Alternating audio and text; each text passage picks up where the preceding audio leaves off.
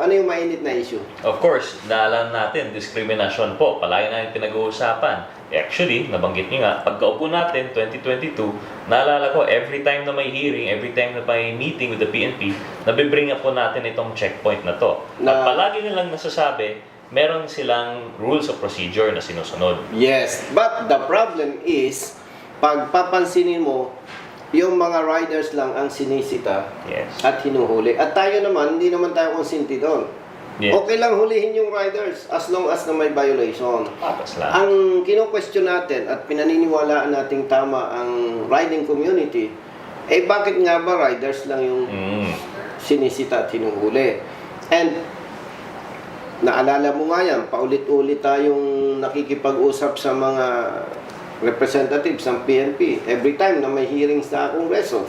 Oo, ang mahirap nga dun, Kong, sinasabi nila na may rules of procedure, hindi yan nangyayari. Eh, buti na lang na-tsempohan mo. At nag-viral ngayon ang video mo na na-tsempohan na may checkpoint na puro riders nga talaga. Yes. And to note, ito, nararamdaman to nationwide. Yes, at yun naman ay totoo. And ikaw, bilang abogado, tama ba na ang sabi ko naman doon, kung hindi ninyo kayang implement ng patas, huwag na lang. Tingin ko po, tama rin naman yun. Kasi lahat ng polisiya ng gobyerno dapat ipagpatupad na patas talaga. Kung hindi po siya patas, hindi po siya fair, ba't ba natin i-implement? At legally, may basis yun. There's legal basis naman. Yes, oo. So, alam mo, nakakatuwa dito, naglabas sila ng memo. So, ito nga, ito ba yung hawak ko ngayon? Yes. So, ito yung good news natin sa ating mga motorista. Meron pong memo from the Directorate for Operations na, kumbaga, meron na po silang action dito. And it is in reference, yun nga, yung sinabi po natin, merong revised PNP Operation Procedures Manual of 2021. And dated? And ang date po nito, June 22, 2024. So alam po natin ito ay action talaga. At ang good news po sa atin is may required na action taken po lahat ng mga police units. Yes. In other words, kung mayroon pang police stations, personnel, na mag-conduct ng checkpoint, na parang nade-discriminate yung mga riders, basically, mas madali nating makukwestiyon. Yes, at least alam na po ng PNP leadership and at any time, we encourage po, no, na i-video po natin to at ipatul sa atin. Huwag na lang po, konting babala. Teka pala. Eh, lawyer ka, abogado ka, ako naman hindi. No, ang kaibahan lang natin, may experience ako sa enforcement. Gusto ko lang linawin na Kong Rods, Attorney Rods, kung yung motorista, hindi nila nagugustuhan yung nangyayaring operation, may paglabag ba sila kung mag-take ng video or picture?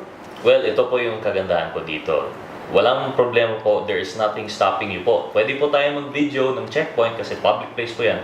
And in the name of public service, wag lang po natin i-post yan in furthering yung para sa mga makatakas yung lawless elements. Kumbaga, ito, may checkpoint dito, warning sa lahat. So, yun, pwedeng obstruction. Pero, kung kapag tayo ay nagbi-video at itatapon po, idudulog po natin ito sa appropriate agencies, for example, sa opisina po natin dito sa Kongreso, pwede po yun.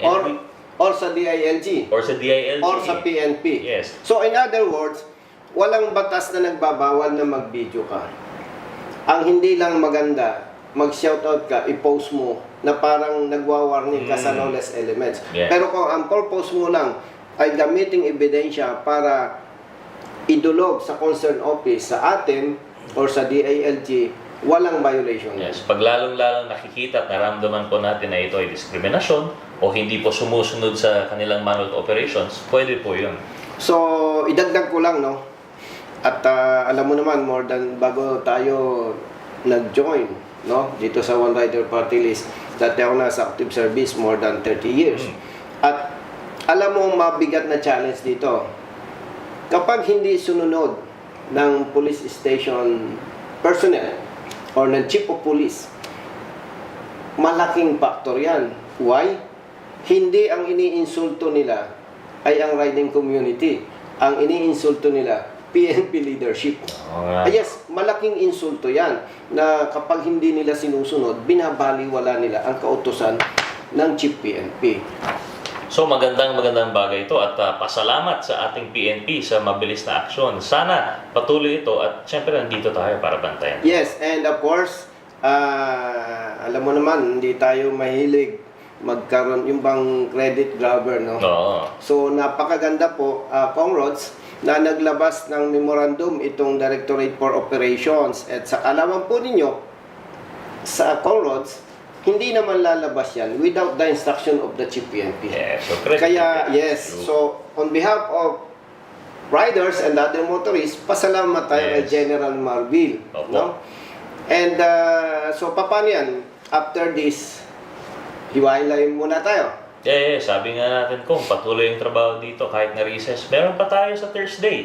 Meron po Kailan? tayong hearing on ito po, yung ating inquiry Teka muna, kailan yan? Anong issue? Sa Thursday on Boss Ironman. Mukhang Endurance nakatulog ako Challenge. doon Paano nga makatulog? Kung tayo yung nag-file nun. Hindi. Oo nga, the problem is, di ba, recess tayo. Oo. Hindi ko na-expect na mapa-schedule ngayon yan. Pero Thursday na yan. Thursday na po ito. So, pasalamat syempre tayo sa leadership and with their chairman sa Transpo. At least tuloy na po ito. Matagal nang sinasabi ng iba, parang tinatago daw po ito eh. Eh, malayo po yun sa katotohanan. Alam mo, ito, prangkahan tayo ha. Pag sensitive ka, masaktan ka. Active ako sa social media. Ang nababasa ko, yan daw si One Rider, party list. Tayo. Eh, deadma lang. Kasi, ang Boss Ironman, ang mga nasa likod nito, mga big bikers. Pati participants. Eh, alam naman ng publiko, big bikers tayo. So, parang deadma, hindi nila alam, meron na tayong ginawang resolution. May privilege speech ka pa. Yes. And, ang nakakatuwa, alam mo, kaya hindi ako nagko-comment noon. Sa dami ng trabaho ng Kongreso, hindi tayo pwedeng mag-commit. Naiimbestigahan namin Oo. yan. And kaya nga, nabanggit mo na rin kanina, nakakatuwa na nagbigay na instruction ang House Leadership, Tama yun. Honorable Speaker Martin Romualdez, na kahit naka-recess tayo, pwedeng mag-conduct ng investigation in aid of legislation. Kaya dapat alam na ating mga kababayan na ito po ay may basbas ng ating Speaker, Yes. Martin Romualdez. At pwede na tayong magsabi sa kanila na bantayan nila tayo sa investigation, sa hearing. And actually, magiging live po yun. So, we invite po yung ating mga motorista at mga kababayan na interesado po dito na manood po ng hearing. At dahil Facebook Live po yan, pwede rin po kayo mag-comment para kung may mga issues and topics na di natin na-address, our Yes. staff is monitoring, ma-take up pa natin. Yes, at gusto natin sabihin sa ating mga kapatid na motorista, hindi naman ibig sabihin nito ay magiging bias tayo. I-address natin yung issue na dapat maiwasan yung aksidente at pagkamatay ng mga kapwa natin motorista. Kaya, so, magkikita ulit tayo sa Webes. Yes, sa Thursday, tuloy yung trabaho. And tingnan natin kung saan papunta po itong inquiry in aid of legislation 10 natin. o'clock.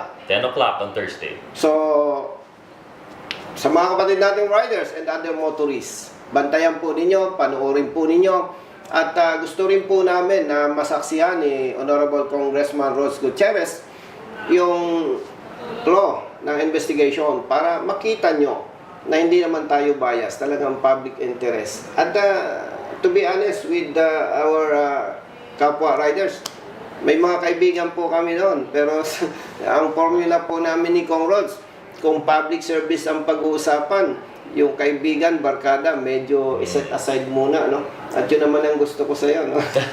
Marunong naman tayo, dapat maging patas. And basta tama, kampi-kampi. Yun yung palagi natin na sinasabi, di ba? Okay, Tayo. nabanggit ni Kong Rods. Yun lagi po ang ating pamantayan, ano, mga kapatid na riders. Kami po nitong aking partner, attorney, Kong Rods Gutierrez, ay lagi po kaming available para sa inyo. Isa lamang po ang ating pamantayan, ano, basta tama, Basta tama, kampi-kampi tayo. kampi-kampi tayo. Yun lamang po, maraming salamat and again, brother, partner, boss, amo.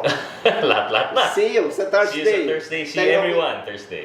10 o'clock in the morning. 10 in the morning. Okay. Salamat. Thank Thank you.